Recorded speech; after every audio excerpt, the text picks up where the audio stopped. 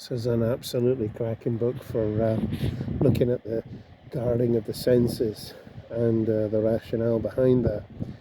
It's a handbook of spiritual counsel by a great Athonite monk of the 18th, 19th century. Beautiful west coast of Ireland vista today. Ballybunion Beach. So anyway, to return to this book, just to make a brief note on it, basically it looks at each of the senses and guarding each one. Guarding the mind, guarding the intellect, guarding the eyes, guarding the ears. A chapter on each one, guarding the taste buds, the tongue, guarding the sense of smell, guarding the ears, what we hear. So the whole lot is in there. Not an easy book to come across and to find, but if you can get a hold of it, you won't regret it, I don't think. So, just to mention what it's going on about in terms of the guarding of the intellect, he talks about, interestingly, the fall of Adam and Eve, and says, what was that tree of the fruit of good and evil, of the knowledge of the fruit of good and evil. And he's heavily quoting the church fathers, John Chrysostom, St. John Damascene, as well as the Philocalic fathers that feature in the 4 or 5 parts of the Philokalia. So Eastern church fathers, Eastern spiritual fathers, and he says that many of those say that this fruit, this forbidden fruit, was the fruit of sensory indulgence. That prior to that, Adam and Eve would have been feeding in a very spiritual way on the pleasures of God's creation, and that after the fall, the senses took over and the mind was dragged into submission to the senses and their appetites, their passions. And of course, this is how it plays out with young kids. The young kids grow up, they're born into the world with no reason. They're 9 months gestation, no reason, completely indulging in the sense field, and therefore there's already a head start in the sensory indulging, as it were.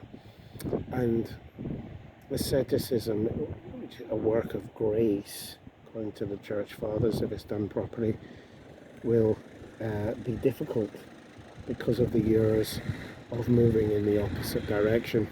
So he goes on to talk about painful pleasures. Why are they painful? Because in their indulgence they often leave behind this darkness, this regret, this sadness, this heaviness, this hangover, as it were. Whereas the pleasure of the spirit do not. They bring joy in their execution in the moment, and joy in the hereafter, afterwards. The chapter on the guarding of the eyes is particularly useful. He talks about the eyes as being that which takes hold of what is beyond us, what is not in our possession, but the eyes can seize hold of something distant. And I suppose one can be an adulterer with the eyes, as Jesus taught, without actually physically committing the act of adultery. So much sin enters at the eye gates, seizing hold of that which we cannot possess or would not possess, but can seize hold of with our eyes. He says nature has taught us this, the need to guard our eyes by giving us eyelids and eyelashes, etc. But be that as it may, the eyes are the most noble of the senses, he says. They give us most information.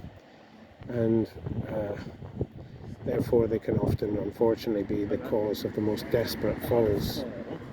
So you'll get some good tuition from this book on how to guard the senses, how to guard the eyes explicitly in a modest but not over-the-top way, lowering the gaze and not feeding the eyes with things that later will be a real hassle to disentangle from the heart.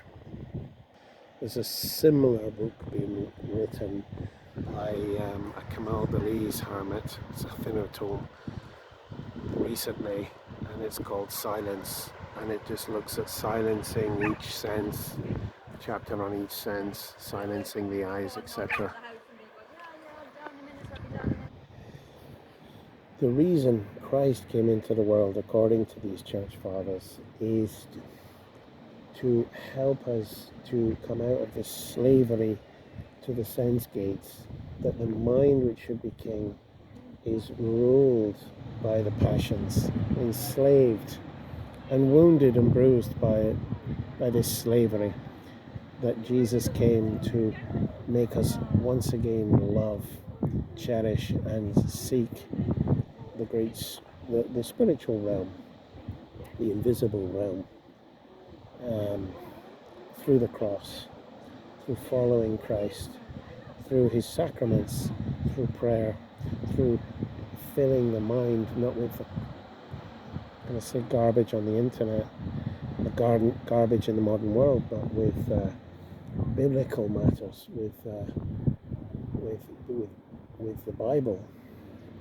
The church fathers, he suggests, the Philokalia, etc. Spiritual reading. I'll leave it there. Hopefully that's useful.